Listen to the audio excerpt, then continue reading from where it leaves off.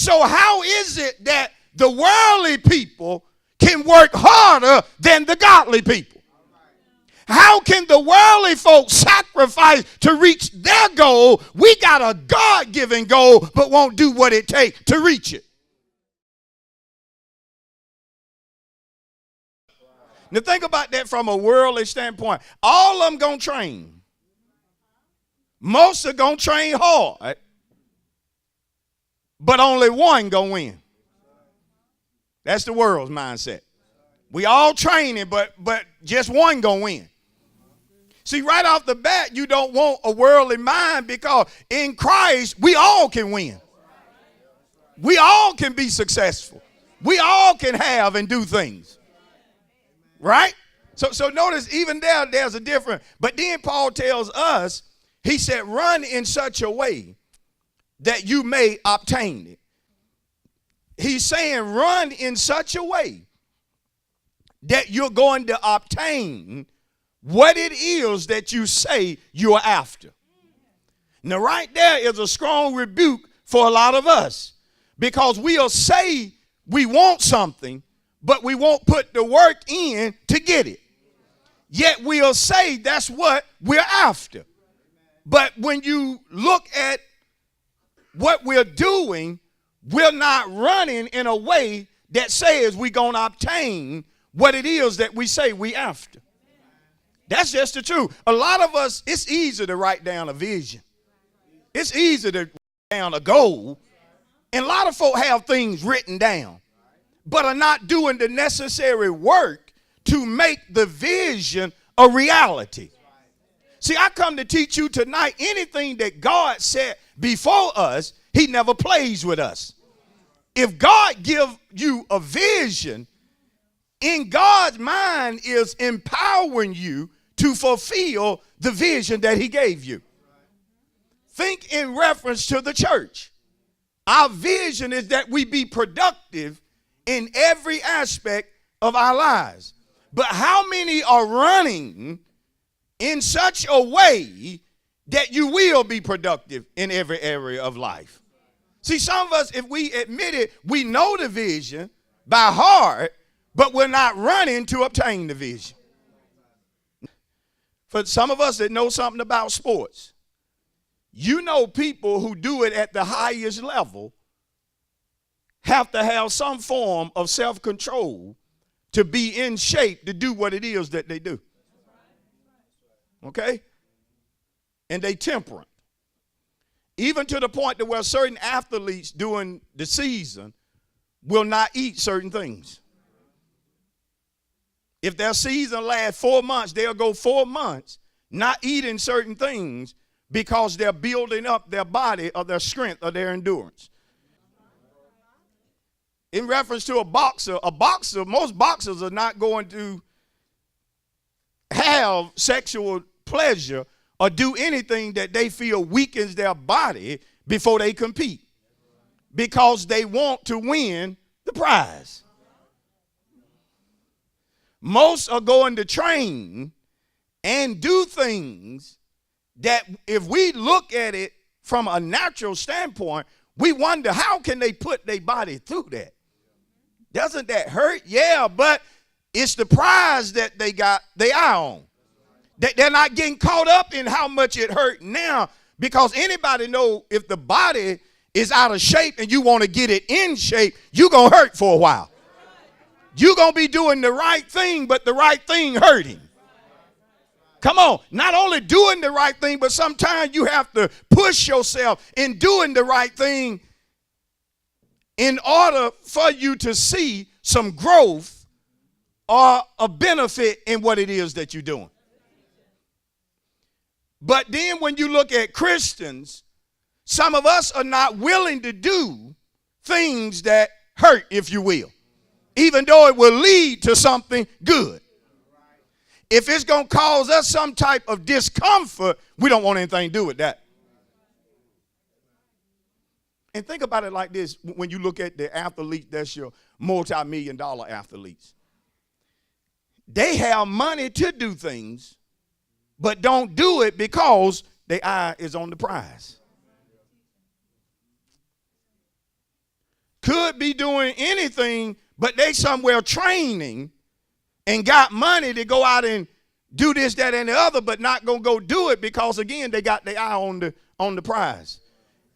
And they have trained themselves to do what is necessary when it needs to be done. But then when you look at Christians, sometimes we know what need to be done, but if it involves pain, no, I ain't doing that. Yeah, we're in a season where God canceling debt. Now I could sacrifice and pay this off, but I ain't going to be able to eat out every day. See, and then we won't do certain things because we don't want to sacrifice. But again, he's saying these athletes do it to obtain a perishable crown. And I want you to think about the next time you think about sports and all these folks sacrifice and all they give up, all the money they spend on their body, on their mind, and so forth to win that crown. Paul reminds the church, remember, it's perishable. It's perishable in two ways. Number one, even if they win the prize this year, next year it'll probably be forgotten when somebody else wins the crown. It perishes like that. It's something big today, but 10 years from now, who will really remember who won besides the ones who won? Won't mean that much.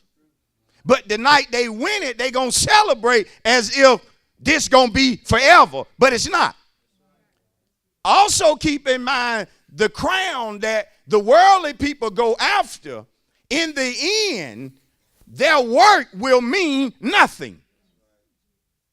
But Paul is saying to the saints, and don't look at me like that. Some of you looked at me strange when I said that. I'm telling you, if the world ended tonight, who cares who won the Super Bowl? It don't matter. It don't matter. Am I right? That's what? That's perishable. Don't mean anything. But then Paul says to the church, what we go after is connected to God, and when you're obedient to the will of God, you receive a crown. Look what he calls it. That's imperishable.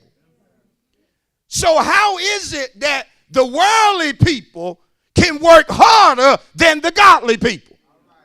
How can the worldly folks sacrifice to reach their goal? We got a God-given goal, but won't do what it takes to reach it.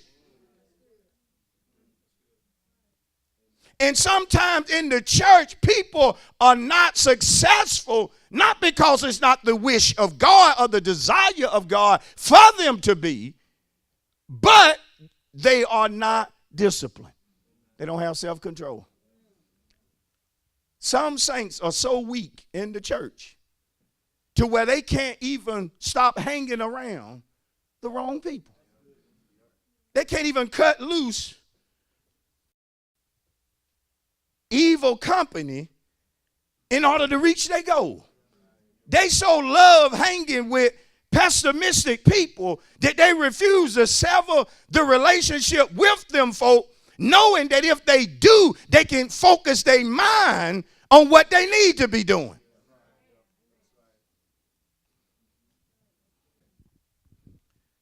But notice Paul in verse 25. He said, therefore I run thus. Notice how he runs. Notice how he pursues things. Notice how he goes after things. He said he runs not with what? Not with what? This is good teaching tonight. Because if you would acknowledge God and wait for instructions, you don't have to run with uncertainty.